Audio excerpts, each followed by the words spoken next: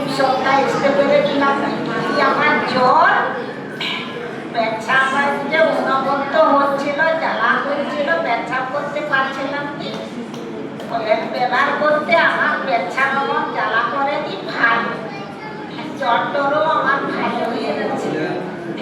ডান চোখে দেখতে পেতাম কি, এখন জল তেল ব্যবহার করে আমার ডান চোখে আমি দেখতে পাই, শাড়ি পরে গেলে